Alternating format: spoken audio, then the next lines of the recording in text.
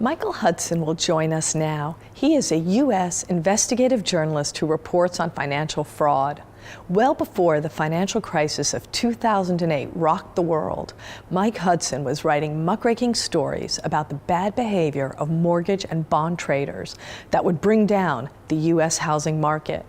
Today, Mike Hudson is a senior editor with the International Consortium of Investigative Journalists. He joins us to talk about cross-border investigations sparked by leaked documents such as Luxembourg leaks and the Panama Papers, both projects that Hudson was deeply involved in. These investigations exemplify the way journalism has changed. Journalists can collaborate even if they don't work for the same media outlets. Using technology, they can share information across borders. Journalists become less isolated and their stories become bigger. Intimidating or killing individual journalists is less effective at squashing their work. Now let's hear from Mike Hudson.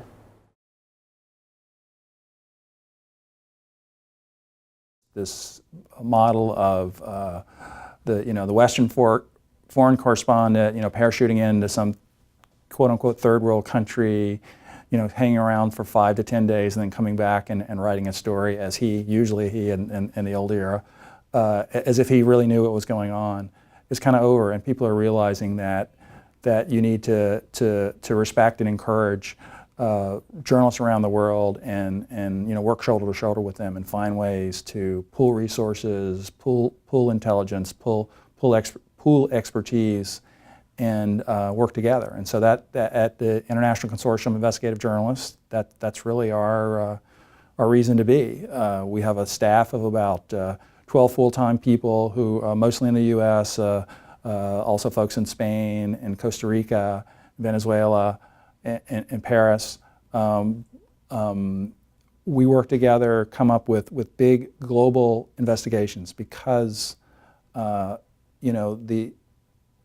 we realize that many stories are too big, too complex, and too global for the sort of traditional lone wolf reporter or the Woodward and Bernstein duo.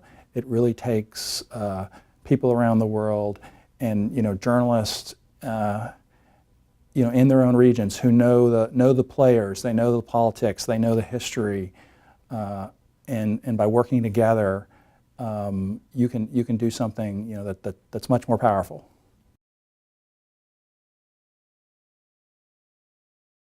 We have great data people who can take large sets of documents, and we've gotten some pretty big ones. The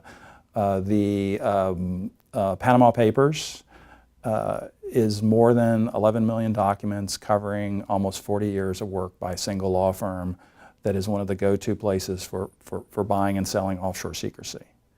And so our data gurus were able to take that mass of documents and turn them into a database which was keyword searchable and post it, again, protected, encrypted, so that team members could do those searches. And then you find something and you're actually, instead of having to save the document and send it to somebody by email, you simply just, you now have a URL, an encrypted URL, which you can just cut and paste on the forum. People can look at this. Here's what I found about David Cameron's father's offshore entities, or about people connected to Putin. Part of the reason why people are so willing to work together is we all agree we're going to publish at the same date. So with offshore leaks, it was April 3rd, Sunday, April 3rd, 2016. So you knew you weren't getting scooped by other people on the team. That also makes you more patient. It makes you understand that you have to wait, and because this is so complex, and because the collaboration parts of it, make it even more complex, it takes forever. Like an investigation that might take 6 months takes a year. So we worked on the Panama Papers project for a year, and there were points there. There were raids in Germany against a big German bank that was linked to the law firm in Panama. There were raids in Latin America against the law firm, and some of the law firm's employees were charged were charged criminally. And our partners really wanted, whoa, we should write about this, we should go. And we said, of course, cover what's happening, but you can't reveal that we have the database, you can't really, use the information, use your understanding of how things work from the documents as you write those daily stories. But please, keep to the agreement, keep to the plan. And it all worked out because, when we came out on April 3rd, it was really an incredible explosion. I mean, there was, we were the #1 trending topic on Twitter. We had 100 news organizations publishing, posting, and broadcasting around the world. And almost immediately, people were, writing to the ombudsman of the New York Times and saying, "Why is the New York Times posting this story?" Now, in their defense, the New York Times actually did a pretty good job of once they realized what was happening, of posting an initial story and then doing many follow-up stories. And now they're actually part of the partnership. But it was just the response was quite incredible. Protesters and thousands of people in Iceland showed up at the Parliament building protesting because the Prime Minister, we were able to reveal that the Prime Minister he and his wife had secretly owned an offshore company together, which he had not disclosed, and which owned stock in some of the Icelandic banks that had crashed during the financial crisis of 2008.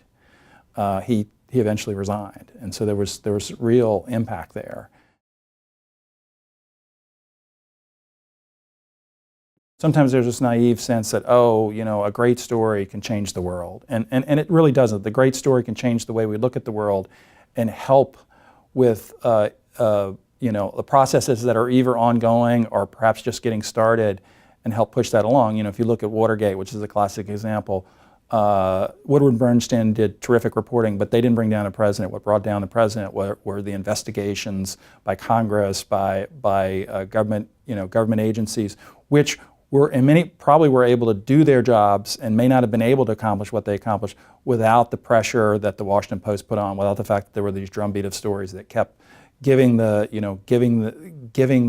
issue credibility, and in some ways giving a bit of cover to the honest investigators, judges, lawyers, FBI agents who were trying to get to the bottom of this. I think what you could say with Watergate was that Watergate probably prevented a cover-up, or certainly thwarted it in a way that allowed other people to do the work that brought down the president. But I think the other important thing is, and this is an old sort of model in American journalism, is you do the sort of big mega series, like 3 parts or 4 parts over 4 days, and then you just move on, and you sort of kind of forget about it. Do a couple follow-up stories if there's some sort of official reaction. But I think the key in terms of having real impact is you have to be willing to keep coming back to the same issue over and over again. And Panama Papers didn't just happen by itself. ICIJ has done 4 major projects based on leaked offshore records that show who owned offshore companies and bank accounts since 2013. And each one has built on the other. Each one has sort of shown different aspects of the offshore system, and each one essentially prompted the later leaks that produced still news stories. The Panama Papers were leaked not to ICJ but to our German partner, Süddeutsche Zeitung. But the fact that they had worked with us previously through 3 earlier offshore leaks projects that had given them credibility and really shown, I think, shown the leaker that this was a news organization that could pull this off. And once they got the records, they didn't say, "Oh, we're going to keep this all to ourselves. We're going to do a book. We're going to write our own stories and scoop the world." They said, "You know what? We need help. The way to really make this a successful investigation is to reach out to other people." So they came to us, and there was a lot of we sort of figured it out, and help us investigate this, help us build a team, and that's what ICIJ did.